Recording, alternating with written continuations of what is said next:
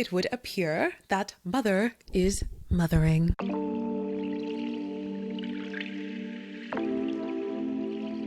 Hello. A couple weeks ago, I watched The Idea of You with Anne Hathaway and Nicholas Galitzine. And now, this week, I have seen A Family Affair with Nicole Kidman and Zac Efron. We are clearly in a hot mom era in cinema, which, you know, like slay, go off hot moms. And I feel like this is sort of related to the rodent movies in 2008 or whatever year it was. And then the fish movies around Finding Nemo. It's like, this is the same thing, but about hot moms. What is one thing that hot moms, rats, and fish have in common? There you go. And so if there's one thing I support in this world, it's pitting women against other women. And therefore, I have dug up 10 criteria and I'm going to compare and contrast the two hot mom films. So super quick recaps of both of them. The Idea of You, which came out first, stars Anne Hathaway and Nicholas Galitzine. Nicholas Galitzine is a 24-year-old boy band member who falls in love with Anne Hathaway, who is a beautiful 40-year-old mom with a late high school aged daughter. It's based on a book, so that's cool. I tried to read the book. I didn't finish it because it was not as silly as I wanted it to be, which will come into this later. The movie is also not that silly. It's kind of a straight up romantic drama. So Annie takes her daughter to Coachella after her ex-husband who cheated on her flakes. She somehow ends up using the private performer bathroom instead of a public bathroom, which is where she meets Nicholas Galitzine's character, whose name I don't remember, and I'm not gonna look it up. And that's where she meets Nicholas Galitzine. His band is called August Moon, and it's like a very obvious Harry Styles One Direction situation. Although, like, the author has kind of gone back and forth about whether that's true. But anyway, they get to chatting. He dedicates a song to her at the concert. And then I think she mentions that she's an art dealer. And somehow he finds her at the art dealership and buys all the paintings and all the pieces. And then invites her to hang out. And they start like flirting and falling in love. And the daughter is conveniently away at summer camp. So they kind of have like a whirlwind romance. And he's on tour and they're traveling to all these places and she's like hanging out backstage and they're making out in Paris and stuff. And then comes big problem number one, which is she's hanging out with him and the younger girlfriends of his other bandmates. And she starts to feel insecure, even though she has been hot and beautiful the whole time. She starts to feel insecure, which admittedly like happens to hot people too, apparently. And it comes out that the song that he dedicated to her that she thought was really meaningful, that's literally about like,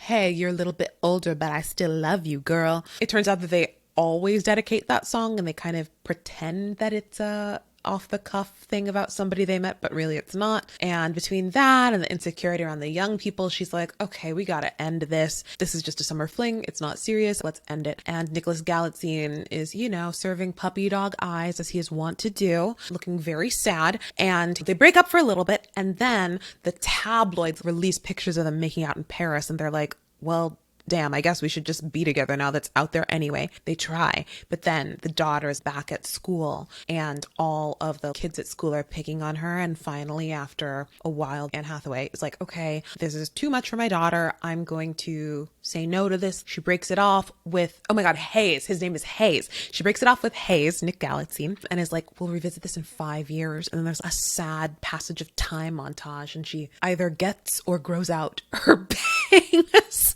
I don't know. I'll put up a picture so you can see which direction the hair changes. And then she sees him on this TV show singing a sad song about lost love. And then you find out that he's going to be in LA, which is where they live. And the final scene is her at work. And it's rather cinematic because in the initial scene, she was wearing a blue top and the door was red. And now she's wearing a red top and the door is blue. And he walks in and mirrors the first time he found her in the store. And you don't know for sure if they end up together, but it's like very obvious that they're going to give it another shot, which is very cute and lovely. And it feels like, I would say, a romantic drama. And yeah, my friends and I had fun watching it. And then, as we know, a couple weeks later, weeks, month, whatever, I don't know, what is time? This other movie comes out, A Family Affair, which I just watched yesterday. And that stars Nicole Kidman as the hot mom, Zac Efron as the celeb, and more important this time around is the daughter played by Joey King. I'd never seen a Joey King joint, but she's very good. There are also some daughter friends played by Liza Koshy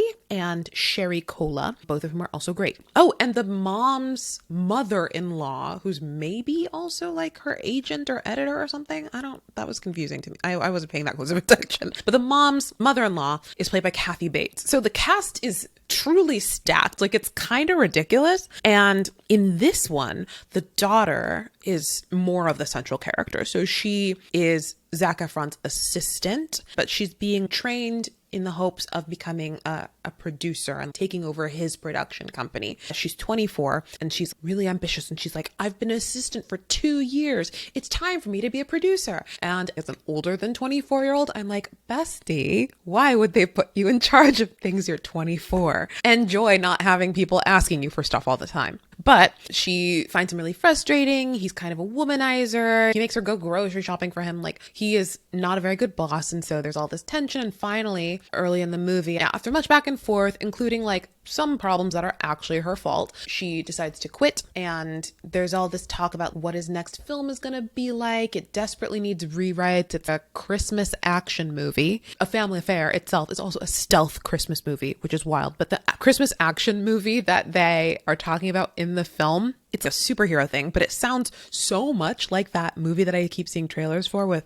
Dwayne "The Rock" Johnson and Chris Evans, where Santa's a cool action hero or something. The bit is like Die Hard meets Miracle on 34th Street meets Speed, which is funny. So this one generally feels a little more comedic. It feels more like it wants to be a comedy to varying degrees of success. And yes, so she quits. He realizes very soon after that he wants her to come back.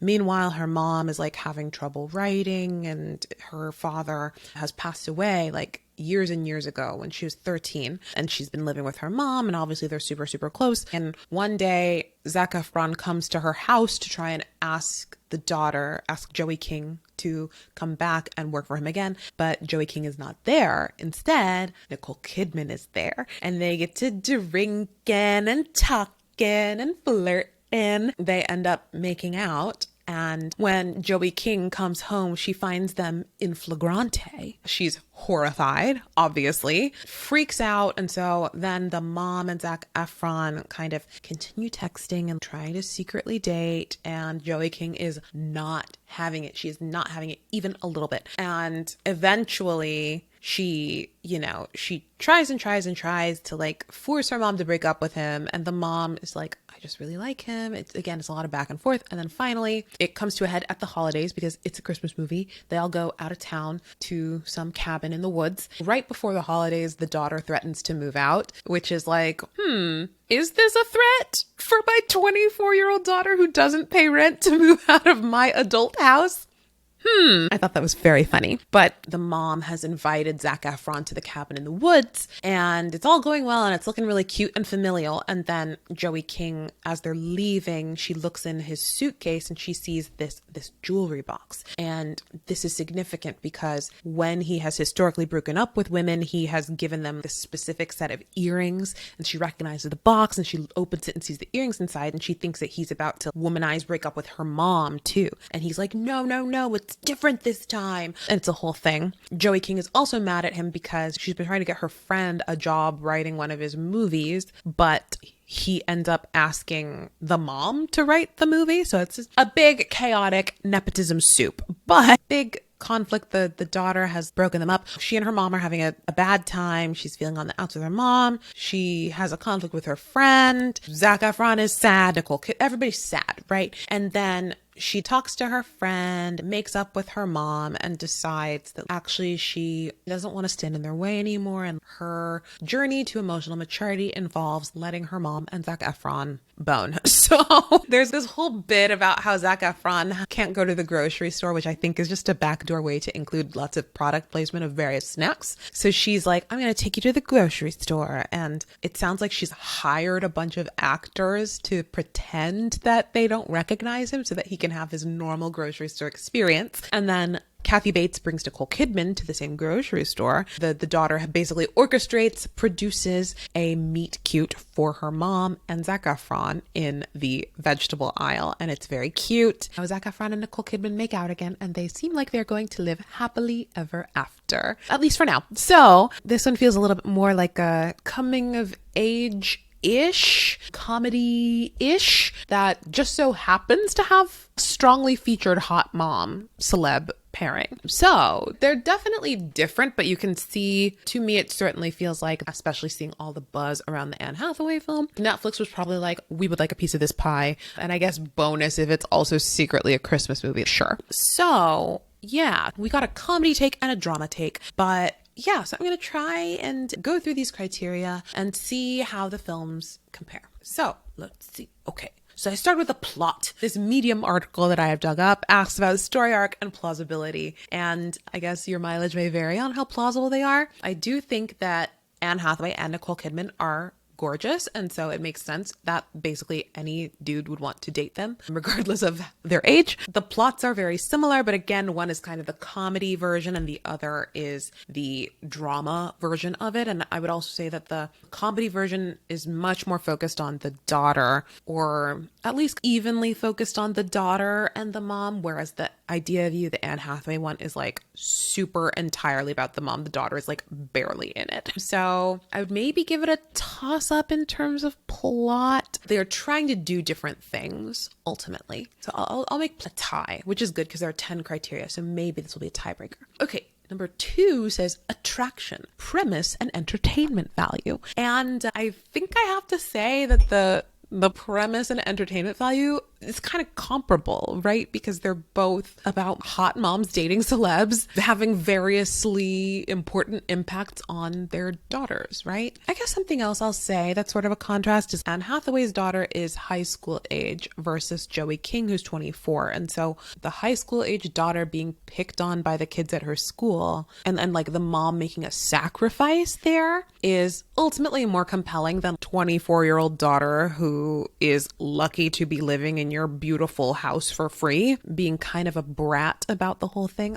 Of course, I don't want to, her father passed away. There's no timeline for grief, etc., etc. But I do think the way that character acts is really immature, and she has less reason for it than the Anne Hathaway daughter. The Anne Hathaway daughter also, she's a great actor, but she looks a little too old to be Anne Hathaway's school-aged daughter, but yeah, Nicole Kidman is older and Joey King looks, I think, appropriately younger than her, so it makes sense. But I would say if you can handle brattiness in service of maybe a more comedic take, then maybe you can hang with the Joey King vehicle. Otherwise, if you just want straight up drama romance, it's Anne Hathaway. Yeah. Okay, number 3, in terms of theme. See, the comparing and contrast, I don't know. Maybe we won't end up with a winner because I think they're trying to ultimately do very different things. The idea of you, the drama, is, I think, much more meant for older women, more mature women, whatever, to connect with Anne Hathaway. There's a lot of this discussion of older women. Can they have it all? Her identity, her relationship to herself is really, really important in the story. The tabloids are horrible to her, and she ultimately ends up making this sacrifice for her daughter, which is drama.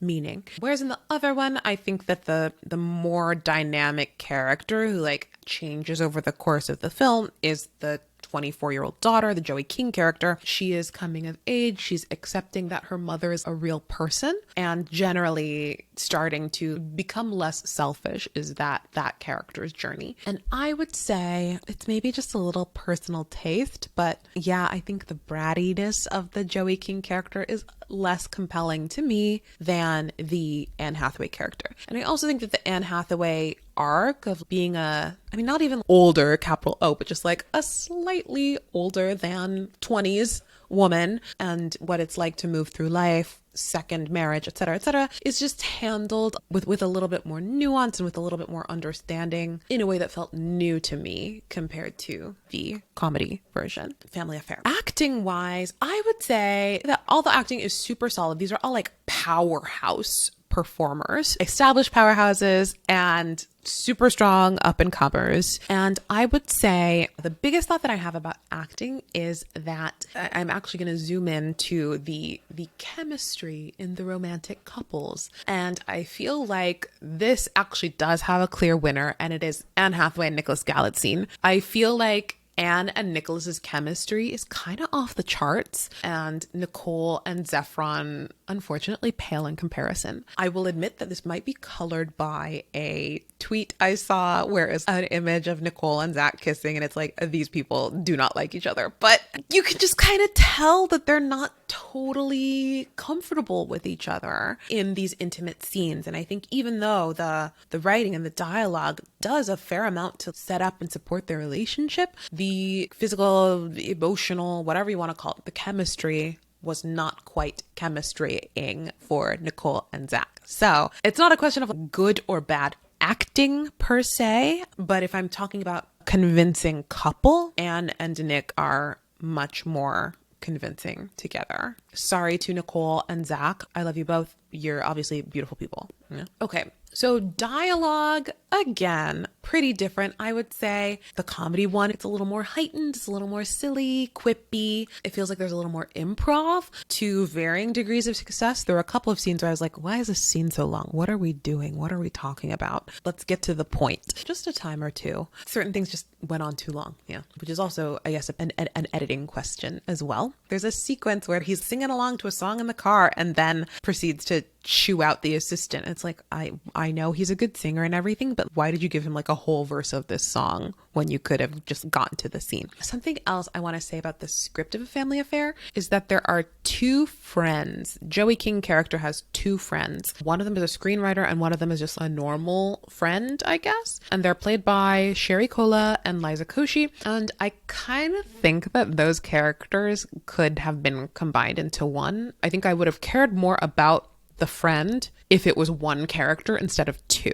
Because as it was, I was like, wait, why am I paying attention to this? It would have been just as easy to see the Joey King character being kind of a bad friend to one person rather than dividing that energy. There's a really skeptical part of me that's like, maybe they just split it up so that they could say they have more people of color in major roles in the film, which I don't know, slay. I love it when people of color are working. So there you go.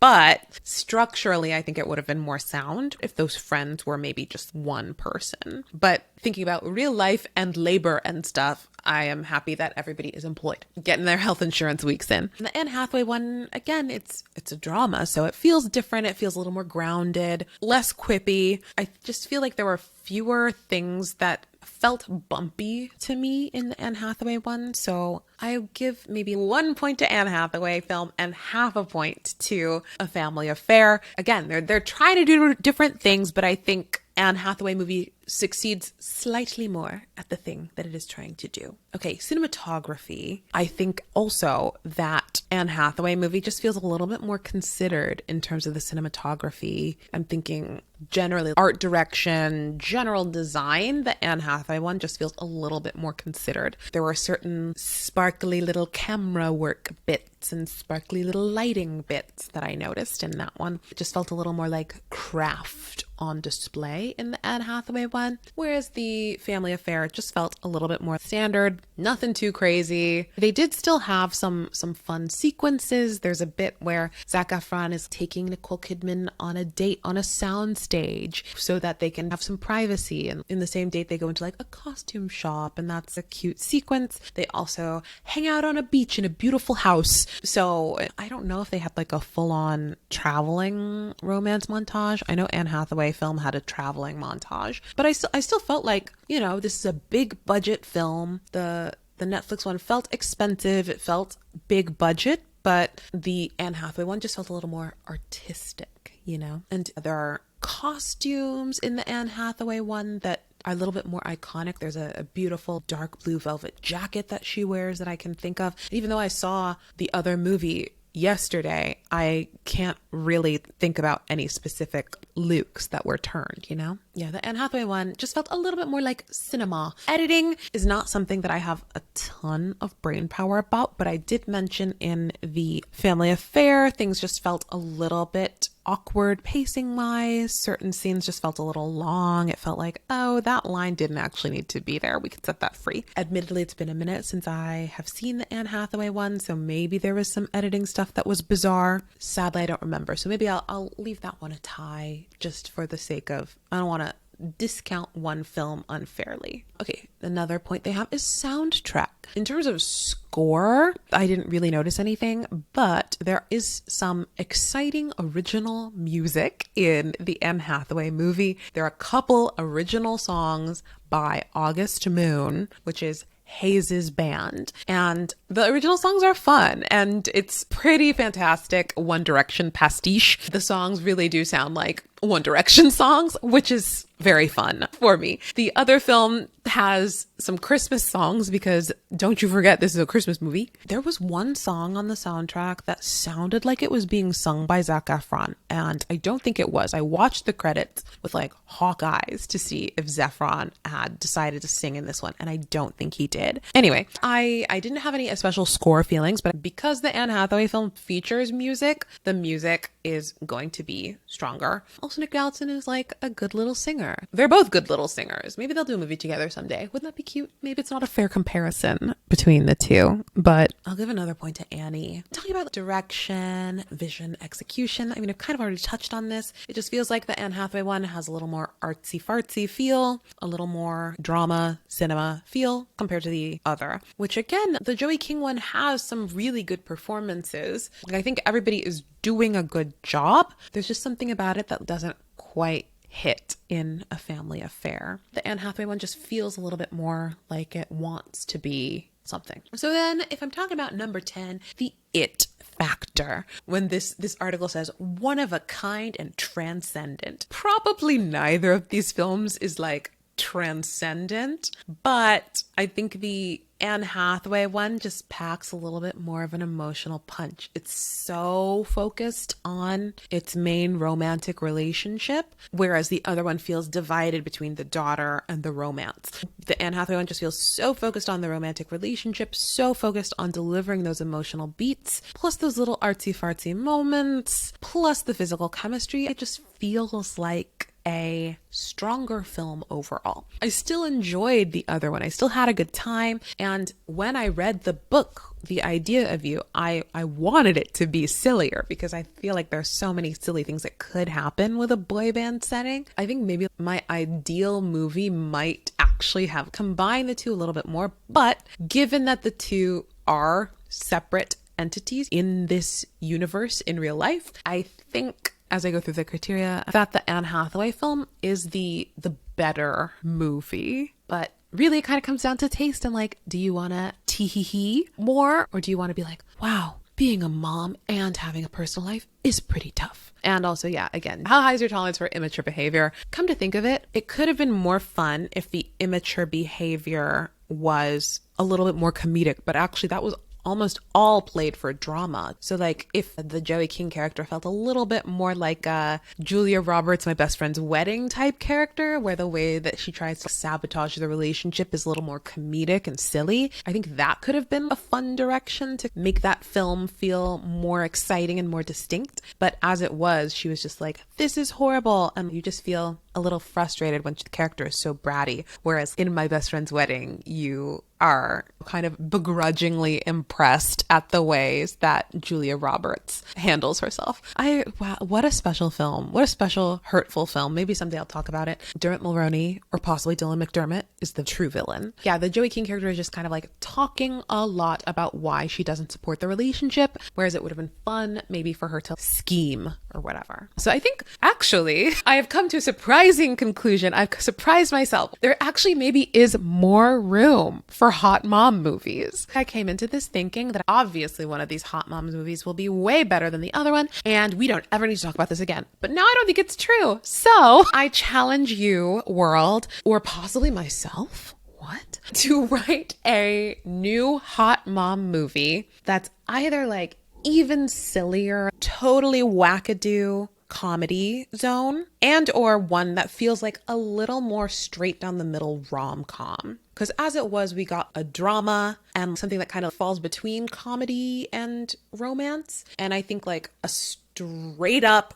comedy, silly comedy one and a straight up rom-com are kind of missing. Maybe I'll make a diagram about this. So I say, slay on hot moms, mothers, continue mothering. Let mother serve. And yeah, thank you so much for watching. If you enjoyed this, let me know down below. Make a like, make a comment, make a subscription.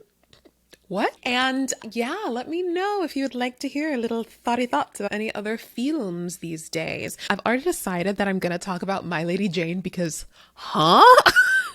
So keep an eye out for that next week. And yeah, follow along for more. I've been saying for weeks and weeks that I need to respond to comments, and I desperately do. At this stage, I kind of only have time to make videos and not actually do anything else around them, but I'm going to try. Block off some time on my calendar and do that. So yeah, if you like this, check out some of my other videos about stuff, and I will talk to you next week. Bye.